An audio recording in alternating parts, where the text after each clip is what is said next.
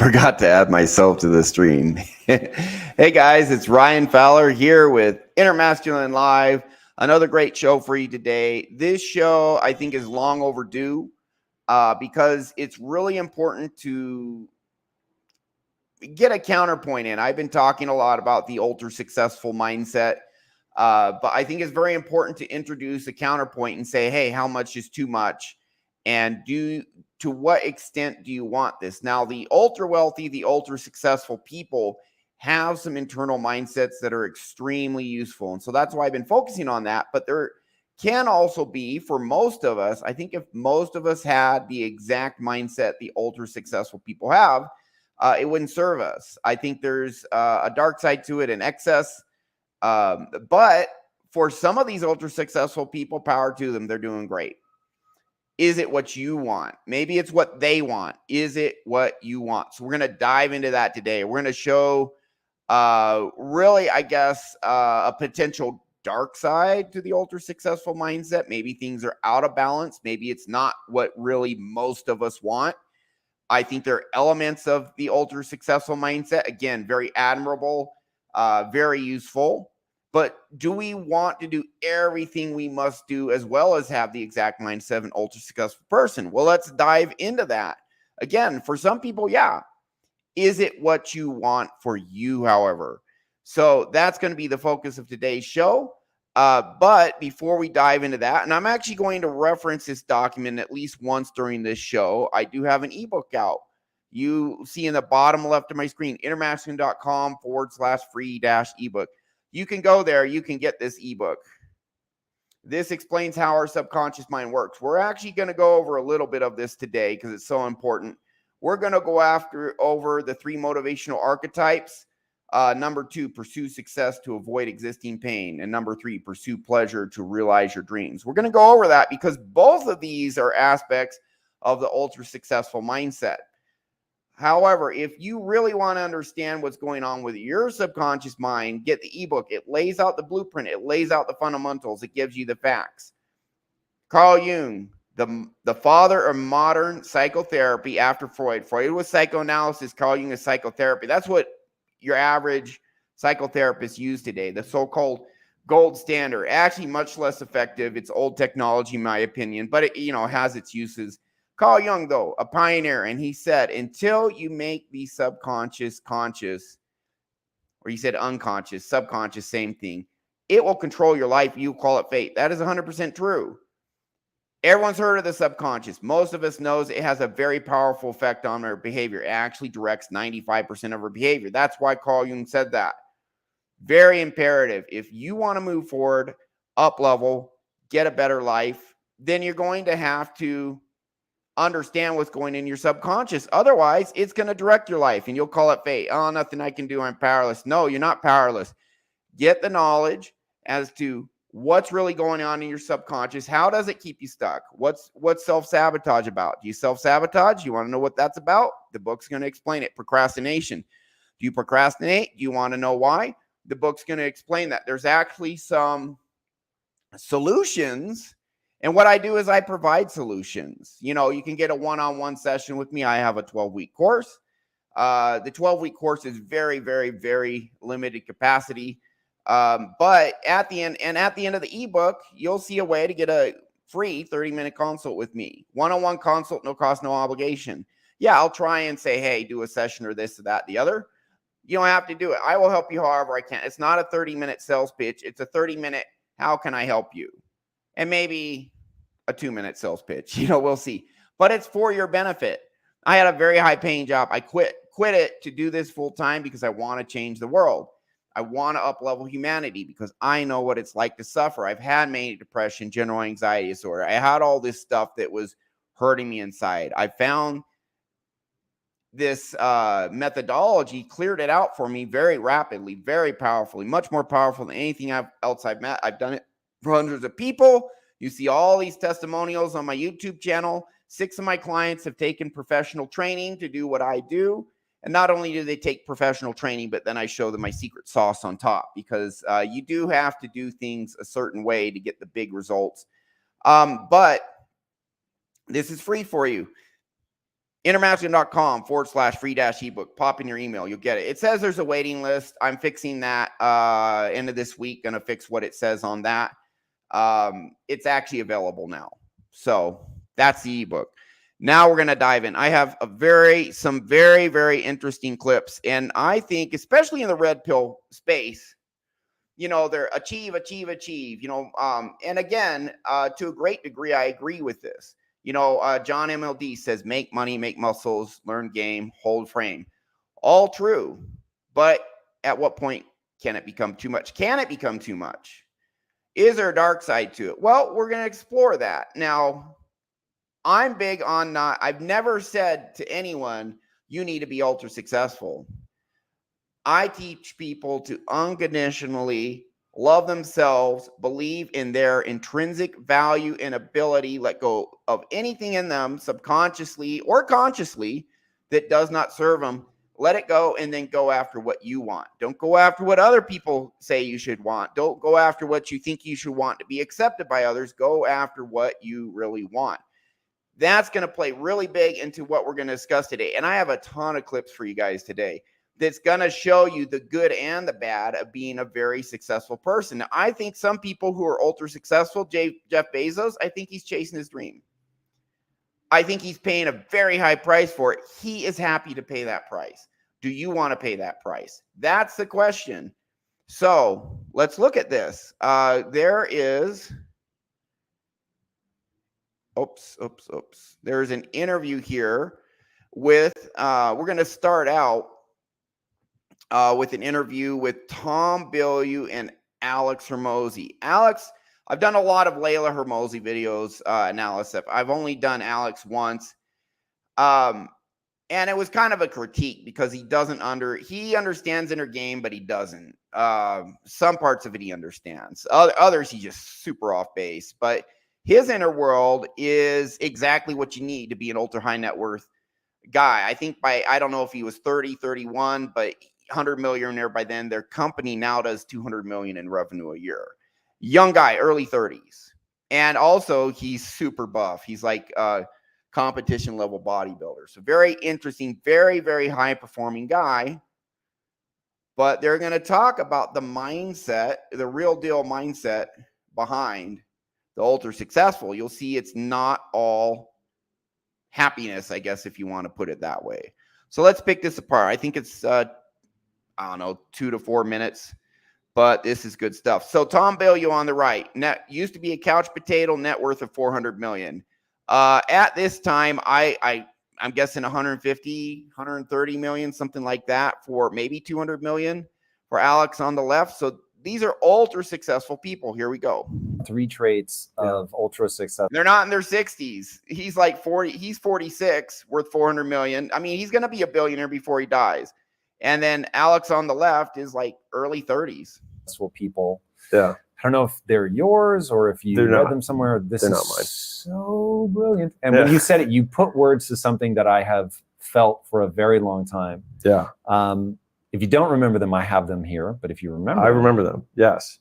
And so there's 3 traits that people, then they looked at, because they were trying to find habits of highly successful people. And when they actually pulled apart, it's not, and I hope I'm not contradicting anything.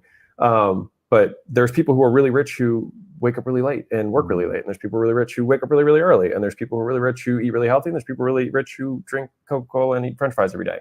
And so there's all these things that we want to make as truths, but there's easy examples that counter. That's Donald Trump with the Coke and French fries. Are those things. So I'm not kidding. Anyways, it's true. He's like that. It's like, what are the few things? That's why he's overweight, but he's multi-billionaire.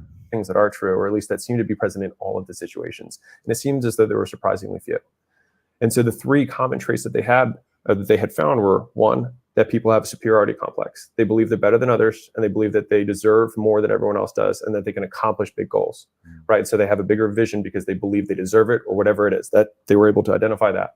The second thing, they deserve to get what they want, more or less. That's what he's talking about. I'm going to show you that in my ebook. That part is in my ebook. We'll keep going. That they were able to identify is that they had crippling insecurity, and which is whoa. Ultra successful people have crippling insecurities. This guy laughed because it's true for him, but And I actually really like Alex Hormozi, and I really like Tom Bilyeu, but we'll keep going. Isn't that interesting? They think they can get whatever they want. They deserve it, but they have crippling insecurities. That's the dark side I'm talking about. We'll keep going. It's a paradox of paradoxes. They feel they'll never be enough, and they'll always be measured against the toxic shame. I'm not enough. I'm not good enough. Things that they've achieved. And so you've got this crazy dynamic between they think they're better than everyone. They think they deserve more. They want to go after this big hill. And at the same time, they fear they'll never be good enough. They'll never actually achieve it. And they actually suck. Mm. And then the third piece, which kind of adds the beautiful like mix of this, is impulse control. Yeah. And so they're able to control their actions and focus on a single thing for an extended period of time. And so if you put those three things together, it's like you've got a big goal that's pulling you this way. You've got this big fear that you are running away from. And then you've got impulse control to keep you focused on the one thing that matters. Yes. Meaning they work their ass off and focus on that one thing. They have a purpose, a mission, a dream. So let me show you this in my ebook. Actually, I'll play a little bit more because, no, I'll show you the ebook now. We'll come back because Tom Bilyeu kind of talks about this. He kind of echoes it. He talks about his own mindset. Let me show you this in the ebook. Let's see here.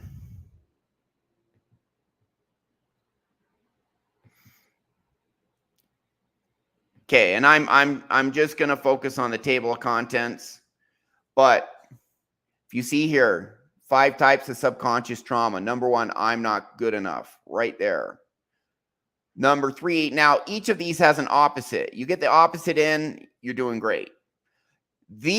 All these 5 types of subconscious trauma, these are beliefs that form in our childhood. Now, Dan Pena, just a couple days ago, he said self-esteem is the basis of all high performance. It's gained by 7 years old.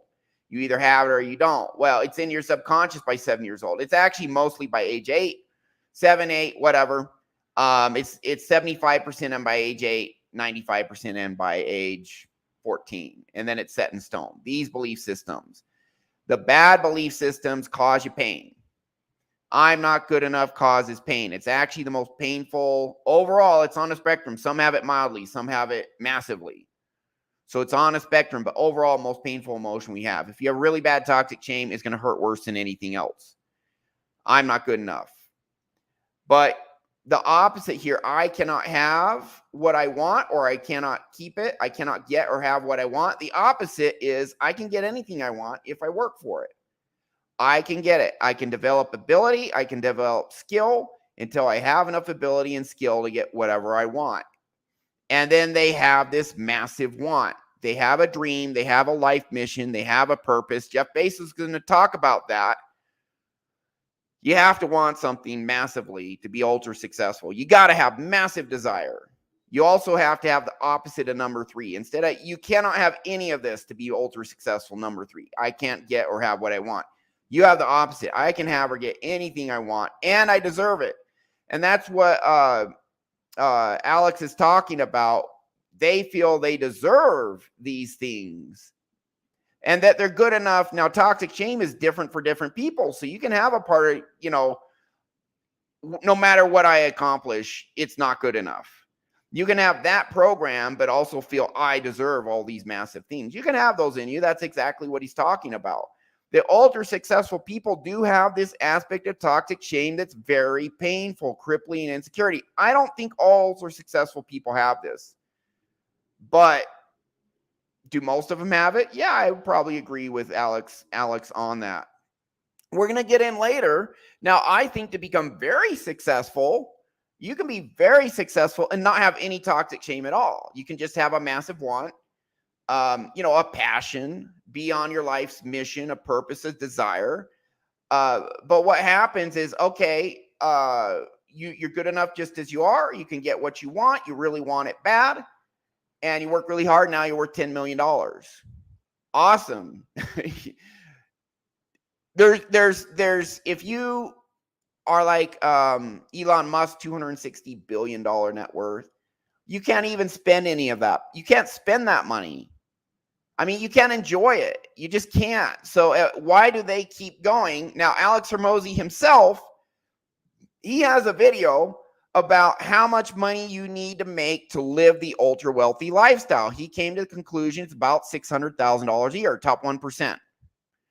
$600,000 a year. You can charter your private jet and fly your private jet around. That's expensive as hell. You can have a 10,000 square foot penthouse, maybe not in Manhattan, but in Dallas, Manhattan, it's going to be more than 600,000 a year to live ultra wealthy Manhattan. But say Dallas, Texas, or whatever, or Houston, or a place somewhere in Arizona, Utah, where it's not cripplingly expensive. San Francisco. No, you got to make over $1 million a year or more.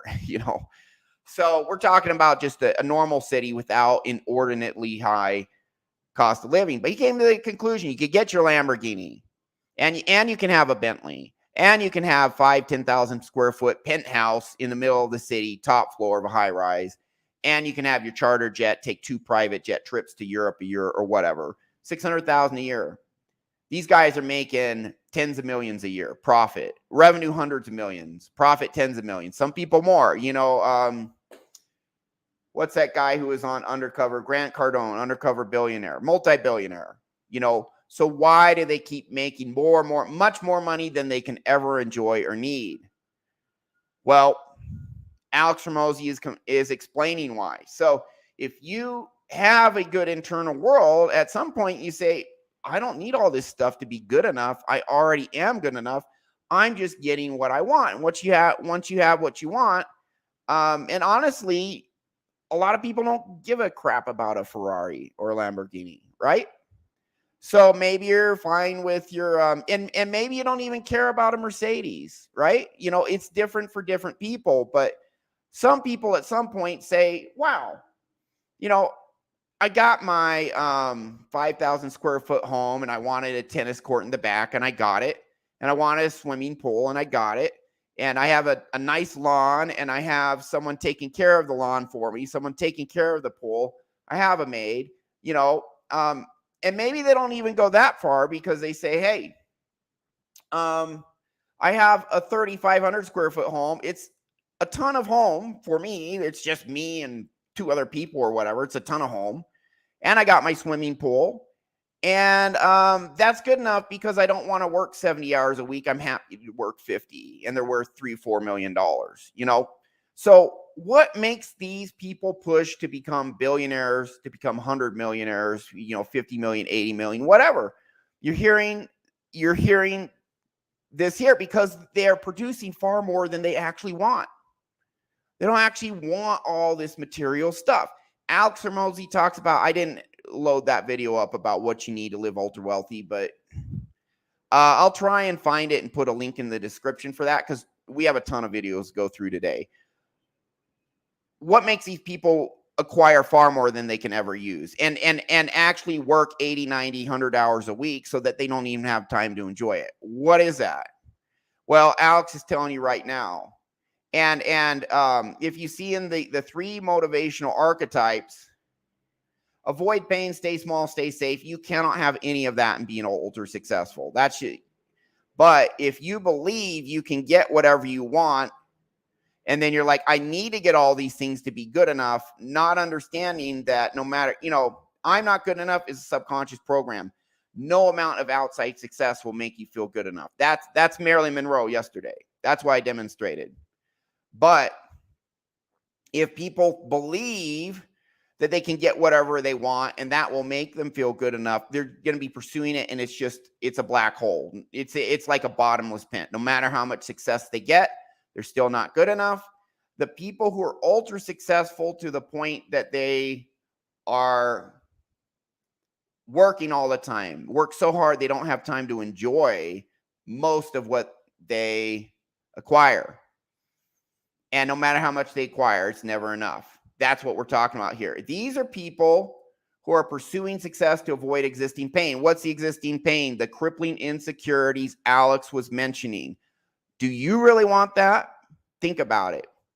But you can have 2 of these archetypes. You can pursue success, and that's what Alex is talking about. Avoid these insecurities. I'm going to get more, and then it'll be enough. But they are also chasing their dream. They're highly motivated, but they're also trying to run away from this crippling insecurity that never gets fixed with outside stuff. So they just keep accumulating more and more and more. That's what he's talking about. It's in my book. My book's pretty damn good. So let's play a little bit more of this. And then I got some other stuff. I got some Jeff Bezos. I got some Jordan Peterson.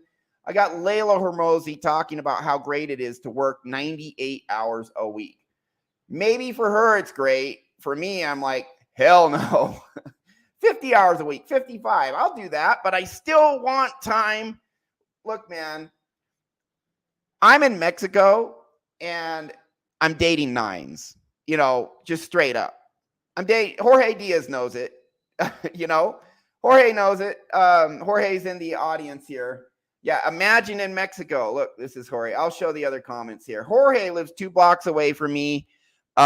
He's one of the guys I interviewed. He did self-hypnosis, removed all his a lot of his insecurities with women and insecurities with like closing sales and making money.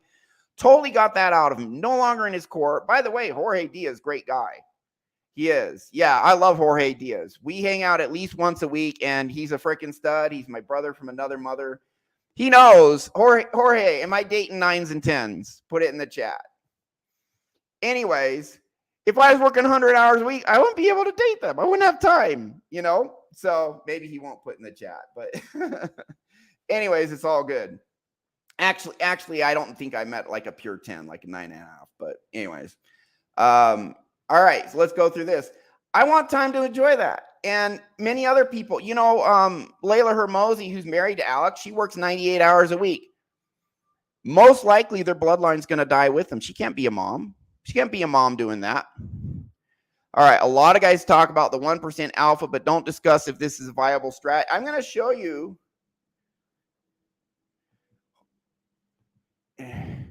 Right there, all right? There's one that he says is a 10, and I think she's close, but she is. The thing about Mexico, guys, okay, I do have a high income, all right? I'm well into the 6 figures on average. You know, this year I might make low, like 110, 120, because I've switched careers. That's a bad year for me. Anyways, but it's tons. It's plenty. I'm happy. I don't care. And it's growing. I own part of a roofing company. I own like 27% of a roofing company in 3 states. I mean, all sorts of stuff going on. Trust me. Anyways, just so you guys know, you can find girls in Mexico who are 9s and even some 10s. It'll be a minority, but they're there. Jorge's met them. Jorge works at a gym with super hot girls, and a lot of them, not all of them, but a lot of them are actually nice people. A lot of them are actually sweet, respectful, kind. Now, again, maybe it's 30, 40%. There are a lot of entitled ones in Mexico that are like really attractive. But in the United States, it's 1% tops who are that attractive, who are actually kind, decent, nice, and sweet people. Here, it's maybe a third, something like that. So that's one of several reasons I'm here. It's not all about being a super. Why are you doing it? Why are you doing it if you work so hard you don't have time to enjoy it? I'm going to show. I got a lot of clips today. I'm going to show you so much stuff, guys. Excited for this one? Yeah, okay. I'm sorry I showed that. Very good point. At what point is it enough? Do you really need to be 1%? Can you be top 10% and be happy? You know, what is the cost of being top 1% if you're working 90 hours a week and you don't have time to enjoy all these women that look at you now, or anything else? Go on vacation, go to Europe, you know, you use your money to go to Europe or do something cool, you know, or are you just going to work? Yeah. And Jorge is actually, you know, I'm 49. I think he's 51, but he's 5'11". He's buff. I mean, he is, you look at him and you're like, this guy has some solid freaking muscle. I would not mess with this dude. And he has game. So Jorge does pretty good in his own right. So let's play some other stuff. And I'm glad all of you guys are commenting, watching the show. You know, I want this to be interactive. Sometimes I forget to address comments, but usually once or twice in the show I remember, and I'm working on that. This is all just a work in progress, honestly. Just getting better every day at this. So let's go back into these clips. This is actually we're going to start watching a lot more clips now. This is good stuff. we'll play just a little bit more of this existing one because of what Tom Bilyeu's going to weigh in. Again, $400 million net worth. Let's see what he says about this mindset. And if you do that, if you are the type of person who has those traits, then you are very likely to be successful. What is up, my friend? Tom Bilyeu here, and I have a big question to ask you that I wanted as a kid, and I had a little problem with authority. Friends, be legendary. Peace out. Honestly, his stuff is really good, so check it out. You gave me the chills twice while you were explaining that. So this is, I'm often asked like, hey, you know, what does it take to be successful, or how did I get successful? And I'm like, from the time I was a little kid, so I grew up lower middle class, but from the time I was a kid, I told everybody, I am going to be rich. Like, you don't understand. I'm going to be rich. I was so necessary component. I can get whatever I want, and that's what I want. And he really wants. Same with Alex. Alex is like, I would do anything to make $1 million a year. I've heard him say that.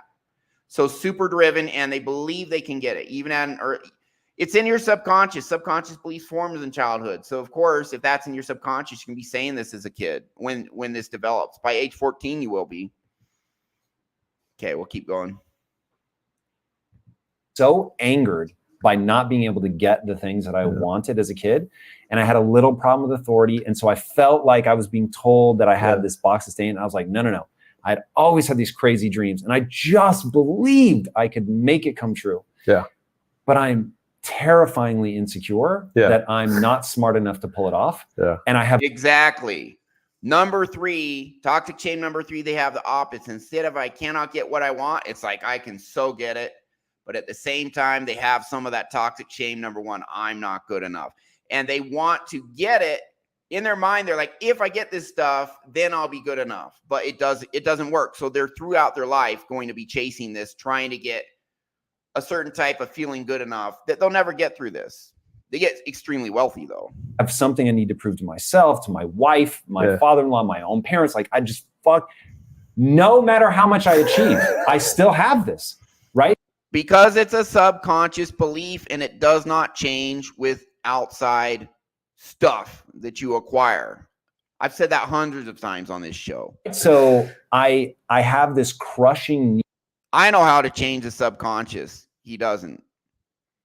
But I mean, he has $400 million and I don't. So what's that say? This can be changed. It just won't be changed the way he's trying to change it. Need to validate myself and to feel like, no, you really did have it, kid. Yeah. But I am psychotic. You really are good enough at my ability to delay gratification. Yeah. Like, I can suffer and toil and grind and just like, I don't need to eat the marshmallow for 100 years, right? Which is stupid in some ways. But you put those 3 things together and you just go and go and go. Yeah. It's really game of chills. I got you. So So to the marshmallow point, because I think this is really interesting. All right. Both these guys are like it. Look, this guy looks like a madman. No, but these guys are both incredibly intelligent, but they have these 3 traits that they're talking about. I don't think everyone should have these traits, honestly. It's great if these guys are happy, great. And I think at some level they are absolutely happy, but that's them. It's not you. It's not me. Maybe it is you. It's not me. I'm happy. I'm happy. Mid 7-figure net worth or low 8. Totally cool with that. All right, we're gonna watch Jeff Bezos. And again, this is not all bad. These guys have a lot of good stuff in them. I'm just providing a counterpoint so you guys don't think, oh, I have to be ultra successful. I have to be like these guys. Is that really what you want? Is it really? Yeah. Another comment by my good friend Hort. Top 1% have to be with bodyguards all the time. Yeah, that's true.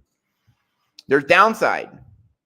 For them, it works. Will it work for everyone? No, not really. Jordan Peterson's going to talk about. I got a Jordan Peterson clip. I got all sorts of good stuff here. Yeah, I'll show the Jeff Bezos. There's some really cool stuff Jeff Bezos says here. And I think this is important. I was working at things he's talking about are important. Some of the things he's talking about, I think people are going to be happy if they do this. But if you got that toxic shame that makes you go to an excess, that's where, so that you're working 100 hours a week. It's like, do you want to work that hard? Are you okay with a 5 million net worth after, you work for 20, 30 years, you get a 5 million net worth? Is that, if you're already enough and you don't have these crippling insecurities, trying to get more to be good enough doesn't work, hey, how about you work 50 hours a week and you get up to 5 million net worth, and then you actually enjoy that and you're happy? Think about that. At a financial firm in New York City with a bunch of very smart people. And I had a brilliant boss I much admired. I went to my boss and told him I was going to start a company selling books on the internet. He took me on a long walk in Central Park, listened carefully to me, and finally said, "That sounds like a really good idea, but it would be an even better idea for someone who didn't already have a good job. You can have a job." Now, for some people, he's making a good point. Hey, if you're in your career and it's really high paying, but it's also something you enjoy, for some people, that's awesome. Stay there.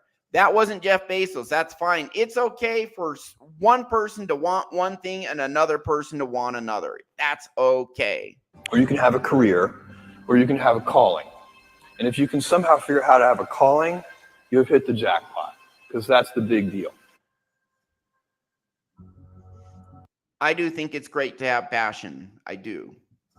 I met Jeff Bezos I have a purpose. I have a calling now. That's why I'm doing this show. That's okay. 25 years ago. And he told me, "Dave, I want you to invest in my company." "What are you doing?" "I'm gonna start a bookstore in my garage." "Okay. And I'm gonna put it online. People buy online, and I'm gonna ship out of my garage. But if you invest in me, Dave, someday I'm gonna be the richest man in the world. I'll do over $100 billion. First of all, there is no such thing as $100 billion 25 years ago. Statistically, there's no such thing. Countries didn't have 100. Our national debt wasn't $100 billion.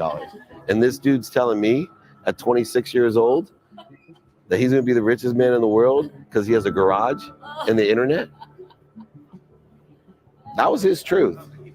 No, but he did not know it, and neither did I. But the difference between him and I is I was laughing, scoffing, and jesting at him, and he was already applauding himself, going, at the right way, at the perfect time, I'm going to make as much as I can as quickly. And I'm sitting there going, there's no way this is going to be a big business. Jeff was like, I can get whatever I want, and I'm going to do it. That's the opposite of toxic shame, number 3. If you saw my show yesterday, I talk about the bad beliefs, and then I talk about getting those out and putting the best beliefs in. These are some of the best beliefs. This is great. Just don't couple it with that crippling insecurity that, again, if you want to work 100 hours a week, great. Most of us don't. Do something you're very passionate about. I agree with this too, but do you want to exclude all the good things in life and only have this passion? Is that what you want? For Jeff, yeah, go for it, Jeff. You don't need to be like this. It's okay. And don't try to chase what is kind of the hot passion of the day. Don't care what others think. I agree with that too. Seen in that light, it really was a difficult choice. But ultimately, I decided I had to give it a shot. I didn't think I'd regret trying and failing. And I suspected I would always be haunted by a decision to not try at all. Yeah, no fear of failure. We talk about that on my show. After much consideration, I took the less safe path to follow my passion, and I'm proud of that choice. As a young boy, I had been a garage inventor. I'd invented an automatic gate closer out of cement-filled tires, a solar cooker that didn't work very well out of an umbrella and aluminum foil, baking pan alarms to entrap my siblings. I'd always wanted to be an inventor, and she wanted me to follow my passion. Okay, so that's enough with Jeff Bezos. Do I think Jeff Bezos is living his best life? I think he's living some version of that, absolutely. But we don't have to be Jeff Bezos. There is a price here. And by the way, he's divorced, there's a price here. I don't know if he has children. Most of these people, well, Trump has children, but you can't, Leila Hormozi, you can't be a woman and work 100 hours a week and be a good mom. Impossible. You might be a mom. You can't be a good one. You'll be a terrible mom if you work that hard because you're totally neglecting your kids. And honestly, the dads who work 100 hours a week, they're not going to be good dads. They're not, because kids take time and you don't have time for them. You only have time for your passion. So think about this. Is the cost, hey, if everyone was like Jeff Bezos, what would the human race look like? Well, we'd have a lot of books and products, but there'd either be no kids because he didn't have time to have any, or they'd be kids who were severely neglected, and everyone on the on the planet would be even more massively insecure than they already are because they got the message their dad didn't give a crap about them. So think about that. Here is Jordan Peterson. Now, again, this is a mixed bag. I'm not going to tell you it's all bad or all good. There's some really good things here. There's some things there for most of us are bad. Maybe for Jeff Bezos, it's all good. Yeah. Ryan Harrison. Yeah, so Ryan, good guy. I know you, Ryan. And I talked to him recently, and Ryan is really turning his life around, kicking a lot of ass. I'm proud of this guy. Yeah, finally caught my live show. Yeah, so you don't even need 10 million. You can be, 200 years ago, you were a fisherman in some village, and everyone in the community loved you, and you loved them. Maybe there's a couple buttholes you didn't like. But for the most part, you all got along. You had a wife. She was great. Your kids were great. And you were a fisherman. You're a freaking fisherman, but you had a happy, fulfilling, satisfied life. That is great. It's about you getting what you want. Some of these guys, because of their internal programs, want to be ultra successful, and they're more or less happy with it. Great, awesome. For me, hell no. Hell no. Yeah, even a few mil, because honestly, I've had my best year, I did over 300 grand. My average is just shy of 200. And you can live a really good life with that income. Yeah, you go to Mexico, you can live an even better life. Yeah.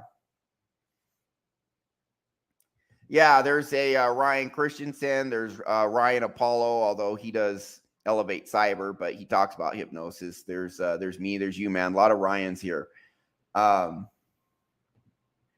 Dude, Eagle Cloud, if that's what you want, if that's your passion, you freaking go for it. Honestly, it's about being good enough just as you are, feeling that, realizing you have ability, you have value, and you can get what you want, and then going after what you want. And that's the passion, Jeff Bezos. Jeff Bezos following his passion. Good for him. He's doing what he really wants to do. I don't want to be a CEO of a $1 billion company working 100 hours a week or 80 or whatever. And I want time to date beautiful women, and probably in 1 to 3 years, I'm going to settle down because I'm actually in an environment where more conducive to actually starting a family with someone instead of getting divorce raped or running that huge risk that's in the United States, and just all the delusion and messed up, not all women in the US, but the majority, they're kind of screwed up in the head because of our corrupted culture. It's their expectations of relationship. Again, not all of them. Yeah, and hey, if that's what you want, go for it, Crazy Bread. Go for it. Go for what you want. Thor is in many ways, I think, living his best life. I think Thor is an amazing guy. I really do, because he's alpha as hell. He's super jacked and he's kind. He's dominant, alpha, and kind. Just a great human being. If you want to be like that, go for it. Would I want to hang out with Thor or Jeff Bezos? Thor, man, let me hang out with Thor because he's a stud. I'd like to have lunch with Jeff Bezos once and say, that was interesting. See you later, Jeff. That was great. Dude, I would hang out with Thor all the time. He's a freaking stud. Yeah, all right, cool. So let's play this Jordan Peterson. Jordan's going to echo what I am saying. And I'm not saying these guys ultra successful, they're not doing what they should be doing. Maybe they are. They go after what they want. But is it really what you want? Because they have to sacrifice everything for a level of wealth they cannot enjoy. They don't have the time to enjoy it, and there's so much of it, they just couldn't enjoy it anyways. How much better is it? Let's say you got your 911 GT3, your Lamborghini, your Ferrari, assuming you even like that stuff in the first place. How many more cars? Okay, you got a Bentley too. How do you really need 36 supercars? You know, I mean, how much more is your life enjoyment because of that? You know, between having Lambo, Ferrari, Bentley, Porsche, assuming you really want that, like you genuinely have a passion for motorsport, for ultra high performance cars, assuming you even want that, how much happier are you going to be having 36 instead of the 4? 1% happier? Probably maximum 1% happier. The reason those guys are doing it is because deep down they feel they're not good enough and they have a belief I can get what I want. And when I get all these things, then I'll be good enough. And it doesn't work. So it's a bottomless pit. They keep going. That's what's going on. That is exactly what is going on. And I had 2 9-figure net worth guys tell you that so far. Alex Hormozi and Tom Bilyeu, each 9-figure net worth guys. Yeah, they're not balanced. Now, they do have belief systems we want to adopt. We don't want to adopt the toxic chain belief systems, the insecurities, but they do, you know, a lot of guys come to me and they're stuck. They have, some of them can't even hold a job. And so I'm like, take the good belief systems from them. And that's why I show on my show, that's why I show clips from these super successful people saying, number one, you're going to listen to them because they're super successful. But number two, there are some really good belief systems they have, just not all, in my opinion. But it varies from guy to guy. I mean, maybe Jeff Bezos doesn't have any toxic chain. He just, same thing with Elon Musk. Maybe they're just super, super focused. They just have a massive passion.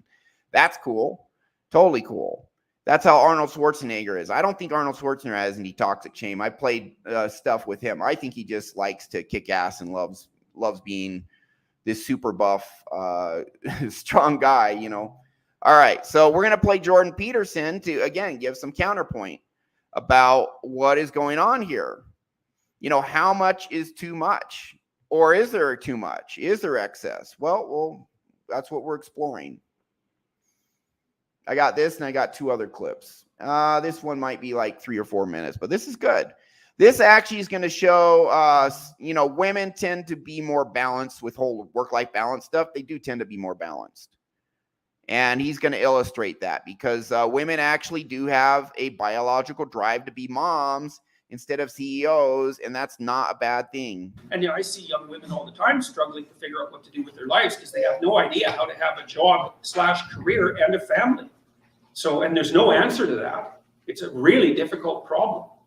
And there's all sorts of ideas. Like I did a lot of consulting for law firms for a long time, about a decade. And I had a lot of clients who were extremely high functioning female lawyers, younger ones, trying to figure out how to balance their career with their desire to have a life.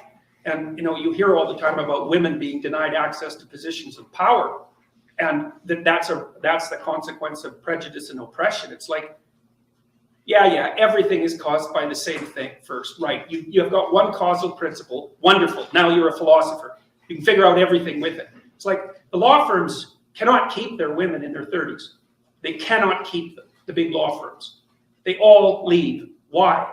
Because the women hit 30, they're brilliant, conscientious, intelligent. They were deadly in high school, deadly in university. They nailed law school. They whipped through their articling. They made partner by the time they were 30. It was like they're in a rocket to the top position.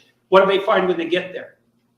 80-hour work weeks, right? Because that's one of the things you want to think about. You think that the people who run things are sitting at home smoking big cigars and like telling their minions what to do. It's like that's like the 1920s millionaire that's on the cover of the Monopoly game.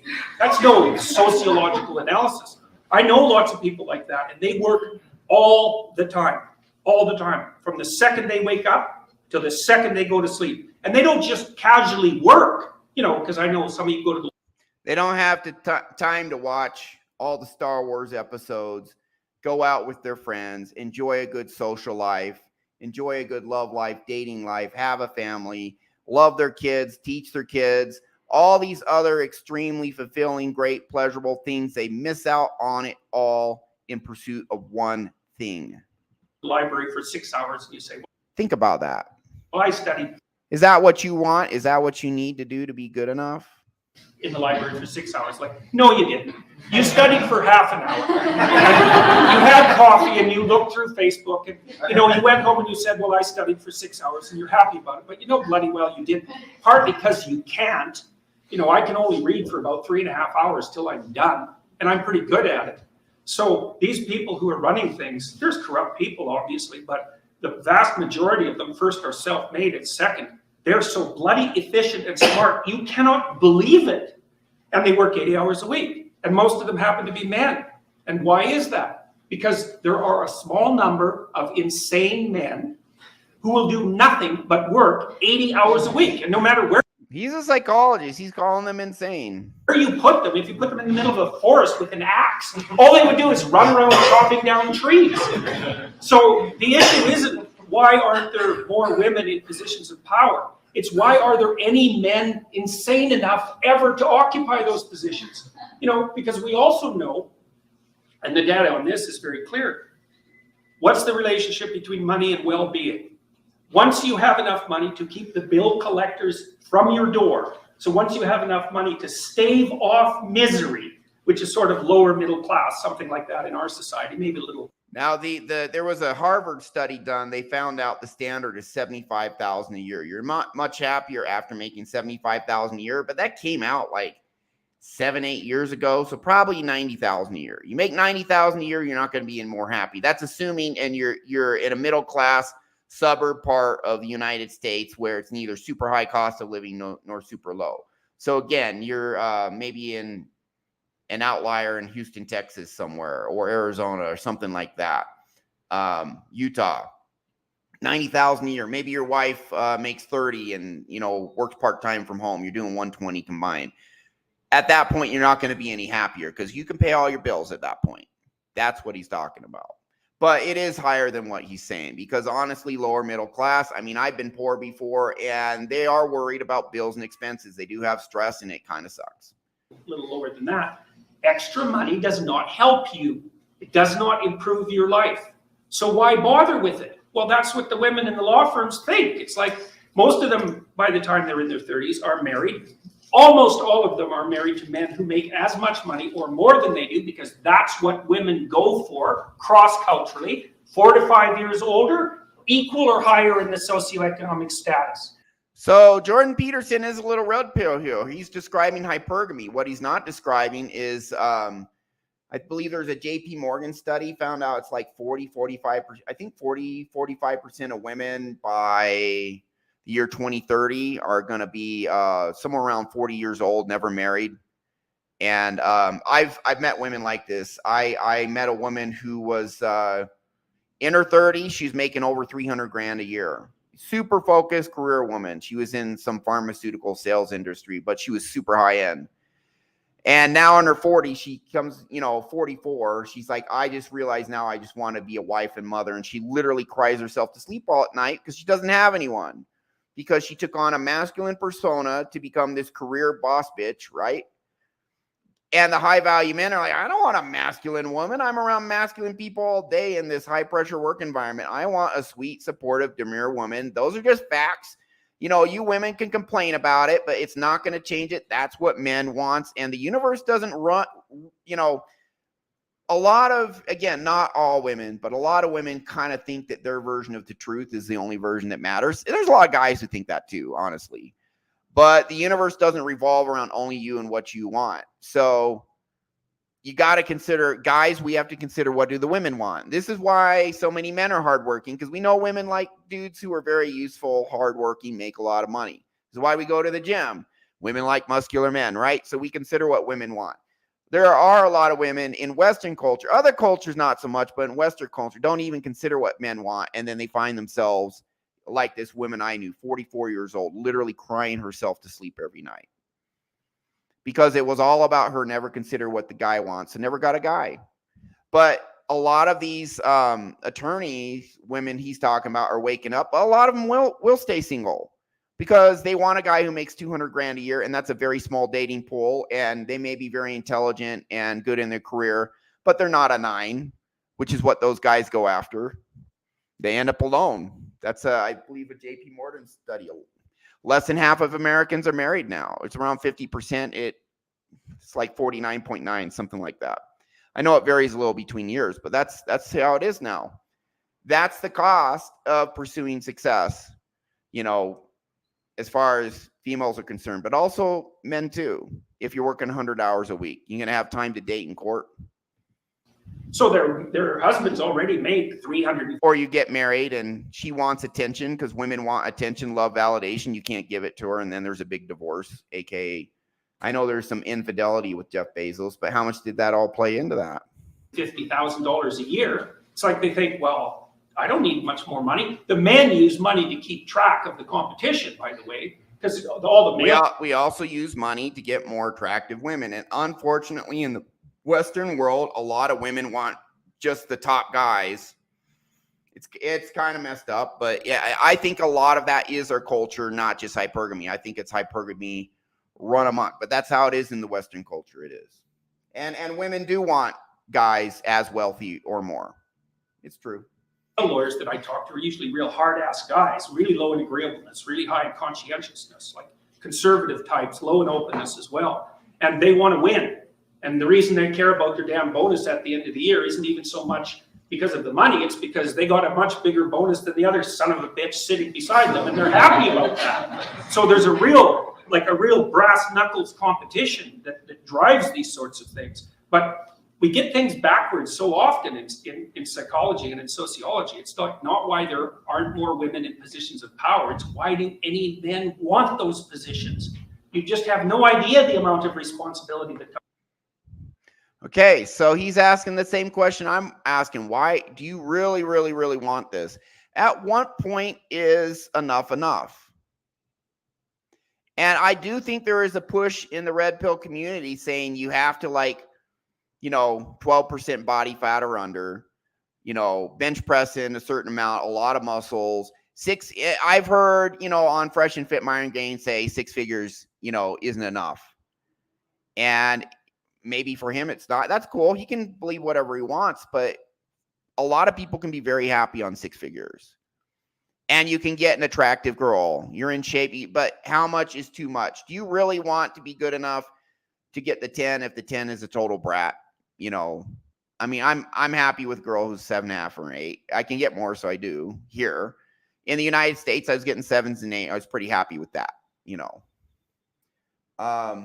Okay, so Ryan Harrison is asking, yeah, I agree with 80-90% of Jordan Peterson. He gets some stuff wrong on anxiety and some other thing. I won't go into that, but Jordan Peterson is actually a really good human being. I mean, he cares about other people, and he is very smart. So power to him. I think he does get a lot of things right. Not everything, but a lot.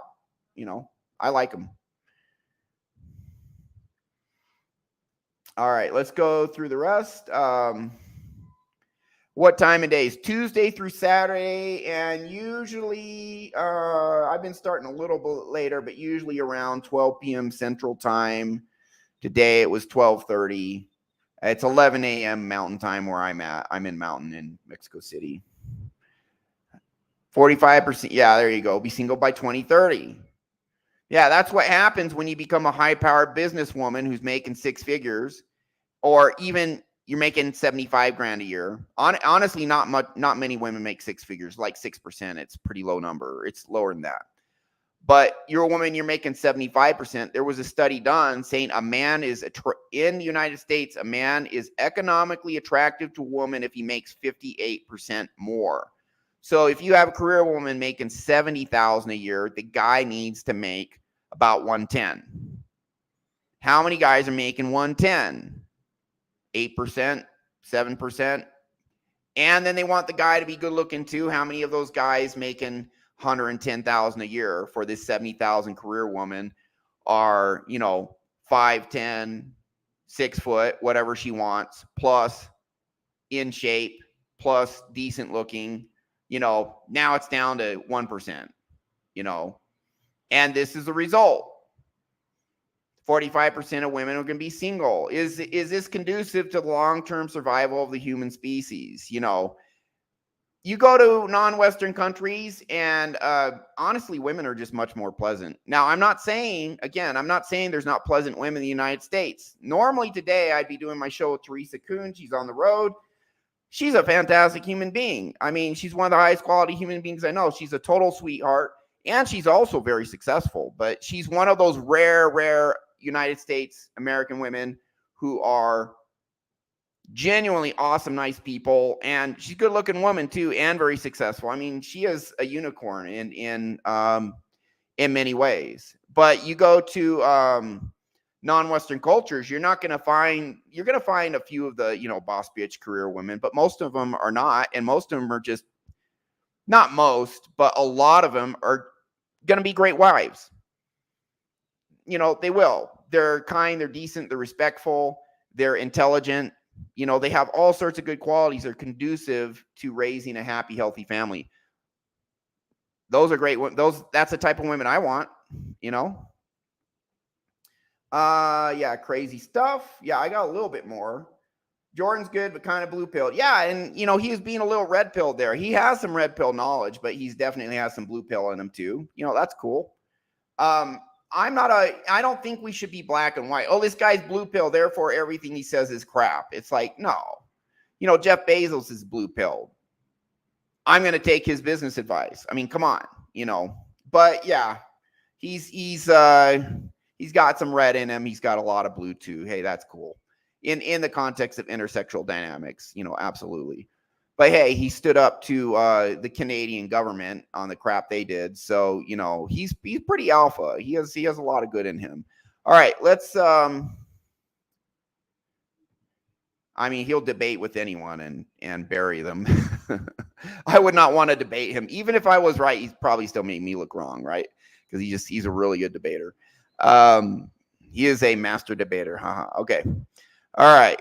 I'm going to show you just a little bit more to give you a little bit of context, and we'll wrap up the show. But before I play this video, I want to show you the thumbnail to show you a little bit about what I'm talking about. Look, this is that guy earlier, Alex. This is his wife. They married as a business partnership. They fell in love, but she's probably never going to have kids. Maybe, but she's going to have to quit being CEO. She has this happy look on her. Look at me. I'm so happy working 100 hours a week almost. 14 hours a day, 7 days a week.